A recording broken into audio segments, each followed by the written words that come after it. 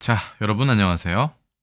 금일 한자 141번째 시간입니다. 오늘 함께 살펴볼 글자는 이 글자입니다.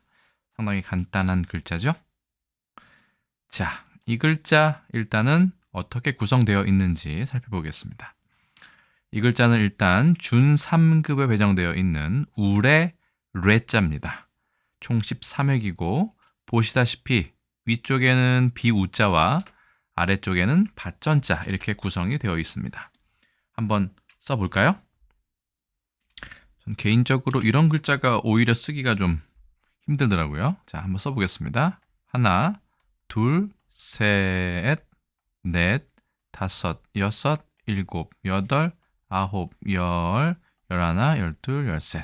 한번 다시 써보죠. 너무 좀 잘 안 써졌네요. 자, 하나, 둘, 셋, 넷, 다섯, 여섯, 일곱, 여덟, 아홉, 열, 열하나, 열둘, 열셋 해서 우레 뢰자가 됩니다. 이거랑 번개 전자와 좀 헷갈릴 수 있죠. 네, 가끔은. 번개 전자는 여기에서 획은 똑같은데 한 획을 조금 더 길게 써서 꼬리까지 이렇게 써야 됩니다. 이 글자에 대해서 좀 뒤에 다시 설명드리기로 하고, 자, 우레 뢰자. 일단은 우레 뢰자는 아쉽게도 설문해자에는 이 글자는 나와 있지 않고 우레 뢰자에 옛 글자인 밭전자가 3개 있는 이 글자가 나와 있습니다. 보르루자도 생각이 나고 여러 가지 글자가 많이 생각이 납니다만 어쨌든 원래는 조금 더 복잡한 글자였다. 그래서 음양이 박동해서 뇌우가 생긴다. 살아있는 것이다. 뭐 이렇게 풀이를 해놨습니다. 그렇죠? 그리고 비우자의 뜻을 따르고 이 뢰자는 회전하는 모양을 본따따 되어 있습니다. 이게 왜 회전하는 모양일까요? 혹시 이게 이렇게 된 모양이 아닐까 싶습니다. 무슨 이거 자 양이온 같이 생겼는데 이렇게 뭔가 돌아가는 듯한 이렇게 돌아가는 듯한 모양을 본뜬 것은 아닌가 싶습니다. 조금 더 옛 글자를 보시면 이런 글자도 있습니다. 그래서 이런 글자는 이 글자보다 더 오래된 글자다라고 되어 있습니다. 어떻게 생겼나요? 좀 더 복잡하지 않고 입구자가 2개 있는 모양이 됐네요. 조금만 더 했으면 신령할 때 령자가 될 수도 있을 텐데. 자, 그리고 설문해자는 계속됩니다. 더 복잡해졌습니다. 그렇죠? 이 글자의 또 옛 글자 중에는 이렇게 밭전자가 4개 있고 돌회자가 가운데 들어있는 것도 있습니다. 돌회는 아시다시피 약간의 소용돌이를 말합니다. 그렇기 때문에 이거야말로 회전하는 모습이겠죠. 조금 더 살펴보겠습니다.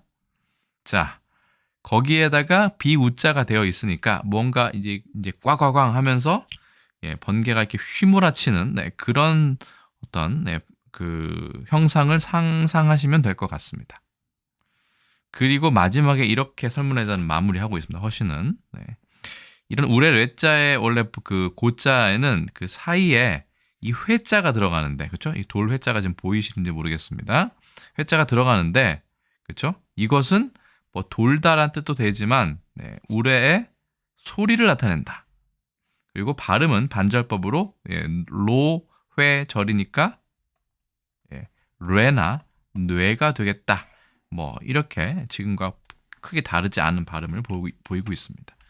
재밌는 거는 이 안쪽에 있는 지금은 사라진 이 돌회자가 번개의 천둥 소리를 나타낸다는 얘기죠. 번개 소리는 아니죠. 번개는 번쩍하면 우레는 뭐 둘 다 포함하지만요. 천둥 소리가 꽝꽝 하고 나는 소리를 표현했다라고 되어 있습니다. 조금 그냥 하나만 있을 때는 왜 밭전자가 있을까 상당히 궁금하지만 우레 뢰자의 옛날 글자 어떻게 보면 본자를 보면 조금 더 왜 이렇게 그려냈는지를 좀 파악할 수 있을 것 같습니다. 그래서 우레 뢰자의 위쪽 거예요. 본자의 갑골문을 보면 이렇게 되어 있습니다. 뭔가 꽝꽝하고 이제 번개가 치는 것 같고요. 여기에 있는 이것들은 그러면 소리를 나타내는 게 아닌가 싶습니다. 번개와 소리까지 한꺼번에 나타내려고 하는 그런 시도가 아니었을까요? 자, 좀 재밌는 이제 문자가 이 근문에 나타납니다. 근문에 보시면 이게 무슨 바퀴처럼 이어져 있어요. 제가 보기엔 무슨 바퀴처럼, 그렇죠? 기관처럼 연결되어 있는데 이것을 소리라고 봐도 될 것 같습니다. 꽈광 하면서 이게 서로 연결된 거죠. 꽈광, 꽈광. 그래서 아까 돌회자가 소리를 나타낸다라고 했는데 그래서 이거는 번개요. 이거는 소리다라고 하면 소리가 하나가 아니라 아주 큰 소리가 연거퍼 난다. 뭐 이 정도로 옛사람들은 이걸 표현하지 않았을까 싶습니다. 정말 대단한 생각입니다. 소리를 형상화해서 나타나려고 했던 옛사람들의 어떤 지혜가 전 엿보인다고 생각합니다. 그리고 설문회자에는 이런 글자가 나와 있죠. 지금 우리가 보는 밭전자 3개 있는 이 부분이 허신이 살던 그 시대에는 이게 바로 본자가 되었던 모양입니다. 나중에 이게 너무 많다고 생각했는지 밭전자 하나로 줄였죠. 납신자, 조상할 때 이거 신자 있지 않습니까? 그렇죠? 신령한 신자에도 이게 들어가는데 이게 결국은 하늘이 꽈광 이렇게 해서 번개가 치는 모습이라는 사실을 알고 계시는 분은 알고 계실 겁니다. 그래서 보면 번개 치는 거에는 뭔가 꽈광할 때 어떤 그 입구자 비슷한 동그라미가 없습니다. 이거는 그냥 번개만 치는 모습을 나타내는 것이죠. 이것도 마찬가지고요. 이것도 무언가 나중에 소전에서 바뀌었지만 번개가 꽈광 치는 모습만 소리는 없는 번개 정도로 생각하시면 될 것 같습니다. 그럼 번개 전자를 살펴볼까요? 번개 전자는 아시다시피 갑골문은 제가 발견하지 못했고 근문에는 보면 위에 이제 보통 번개가 있을 때 마른 번개도 있지만 보통은 비가 올 때 비가 오는 그런 어떤 날씨에 번개가 꽉꽉 내리치는 경우가 많죠. 그래서 번개까지만 표현하려면 소리까지는 필요 없다라고 이렇게 표현한 게 아닌가 싶고요. 참고로 이 글자는 지금 번개 전자의 간체자입니다. 중국 이제 그 대륙에서 사용하는 것인데 이것을 그냥 이렇게 줄여서 쓰고 있죠. 이것이나 다 번개를 나타냅니다. 자, 그러면 제가 좀 주목한 것은 이것입니다. 술의 거자, 술의 차자 보시면 이런 이제 부분이 나타납니다. 아까 이 부분이 우리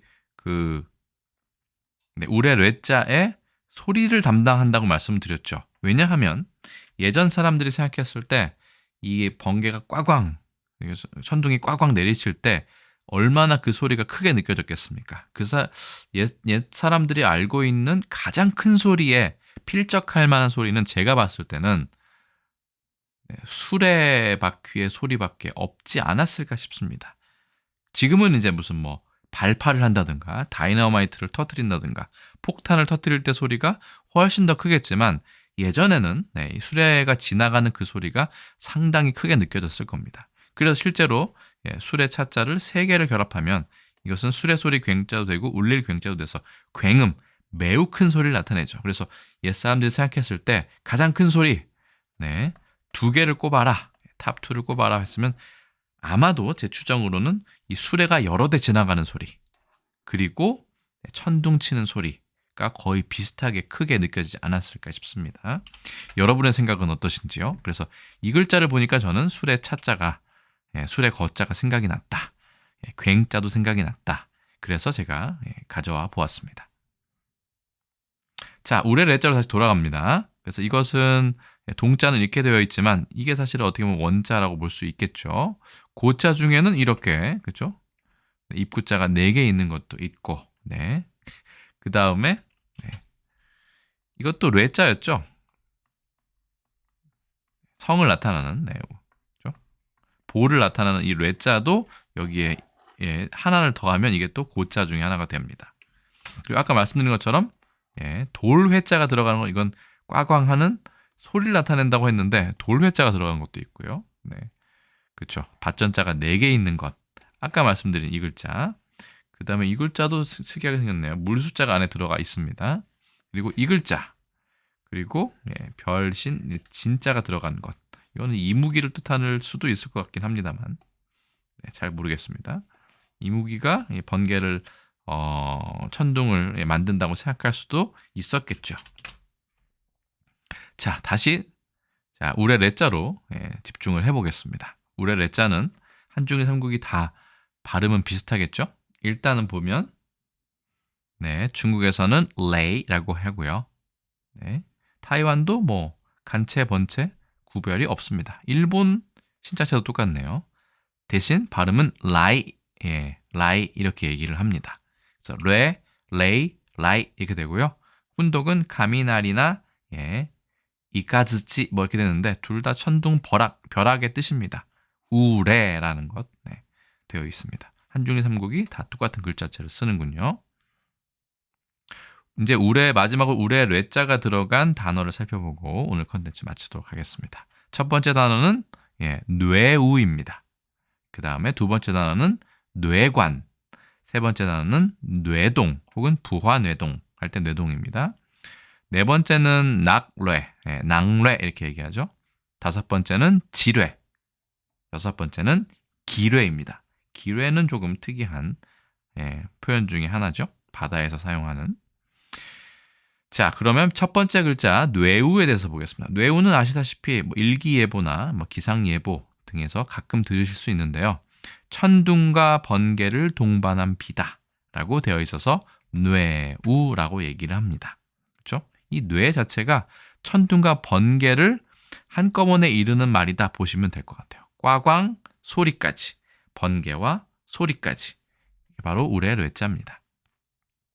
두 번째 단어는 우레와 우뢰를 먼저 살펴보고 넘어가겠습니다. 좀 복잡하긴 한데요. 결과적으로 보자면 우레와 천둥을 모두 표준어로 삼는다라고 되어 있습니다. 그리고 예전에 저는 우뢰라고도 많이 배웠는데요. 이 우뢰라는 말은 결과적으로는 잘못된 표현이고 우레가 맞다라고 되어 있습니다. 왜냐하면 석보상절에 나타난 원형을 보면 울다의 울에다가 전미사의 개가 붙어서 나타난 거기 때문에 이것을 한자어 비우자에 우레 뇌자로 쓰는 것은 잘못된 것이다라고 표준어 규정에 이렇게 나와 있습니다. 국립국어원의 해석은 이렇습니다. 저는 개인적으로는 우뢰가 잘못된 거라고 생각하지는 않지만 어쨌든 국립국어원의 최종적인 분석은 이러하니 저도 이 설명을 따르도록 하겠습니다. 앞으로는 그래서 우뢰라는 표현은 일단은 우리나라에서는 잘못된 것으로 되어 있다. 우뢰만 써야 된다. 이 정도가 결론일 것 같습니다. 그 다음 단어는 뇌동입니다. 자, 중요한 게 주대 없이 이게 중요한 거죠. 남의 의견에 따라 움직임. 남의 의견에 따를 수도 있죠. 하지만 이것은 부정적으로 표현을 하는 것이기 때문에 본인의 소신이 없이, 본인의 의지 없이 그냥 이 사람이 이렇게 가면 저쪽으로 가고 이 사람이 저쪽으로 가면 또 따라가고 이런 것을 뇌동이라고 하는데 그거를 조금 더 확실하게 만드는 것이 부화죠. 붙을 부자에 화할 화자니까 어디에 붙어 다니면서 똑같이 하는 겁니다. 조화롭게. 그거를 똑같이 하는 건 뇌동인데 사실은 이런 거죠. 부화뇌동이라는 거는 우레와 관련이 있겠죠. 당연히. 그러니까 예를 들어서 번개가 꽈광 치면 천지가 다 울리죠. 꽈광 꽈광. 근데 이런 울리는 것을 줏대 없이 따라하는 사람으로 비유한 것이 아닐까 싶습니다. 그렇죠? 자기네 소신대로 얘기해도 되는데 누가 와 이렇게 가자 그러면 그 번개 뒤에 천둥이 막 따라하는 오는 것처럼 다 그렇게 한쪽으로 소신 없이 따라하는 것을 부화뇌동. 그것은 일기, 날씨에 우레와 관련이 있다라고 생각해도 될 것 같습니다. 부화수행이란 말도 있네요. 뇌동 자체가 우레를 따라하는 것이기 때문에 그런 번개, 천둥이 심한 날씨를 상상하시면 조금 더 이해하시기 쉬울 것 같습니다. 부화뇌동. 좋은 뜻은 절대 아니죠. 자, 낭뢰입니다. 벼락이 떨어진다. 그 벼락이라고 되어 있는데 전 재밌는 게 이 뇌괭이란 표현입니다. 뇌괭이란 표현이 아주 자주 쓰이지 않지만 벼락도 우레도 있고 예, 수레가 여러 대 지나가는 소리가 같이 붙어 있으면 이거는 정말 세상에서 가장 큰 소리라고 인식을 했기 때문에 이런 말이 나왔겠죠. 그렇죠? 아주 큰 소리. 굉음보다 더 큰 소리가 뇌괭입니다. 그리고 순수 우리말로 벼락이 있는데 저는 이 병력이라는 표현도 사실은 이런 벼락의 뜻이거든요. 그렇죠? 비슷한 뜻입니다. 꽝꽝 하는 소리거든요. 병력탄 이러면 나중에 폭탄, 화약 폭탄을 얘기하는데 벼락도 역시 병력에서 오지 않았나 저는 그렇게 스스로 의심을 하고 있습니다만 제가 국어사전을 찾아봤을 때는 벼락이 병력에서 왔다라는 부분은 전혀 없었습니다. 그래서 저는 이거는 그냥 보류하도록 해석을 보류하도록 그렇게 하겠습니다. 여러분 생각 어떠신가요? 너무 비슷하지 않습니까? 병력과 벼락. 네. 자, 넘어가겠습니다. 지뢰 아시죠? 영어로는 mine이라고 하는데 땅 속에 묻어두고 그 위를 사람이나 차량 따위가 지나가면 폭발하도록 만든 폭약. 예, 랜드마인이라고 합니다. 마인 자체도 지뢰지만 왜 랜드를 붙이느냐? 원래 마인은 기뢰라는 뜻입니다. 다음 거 보실까요?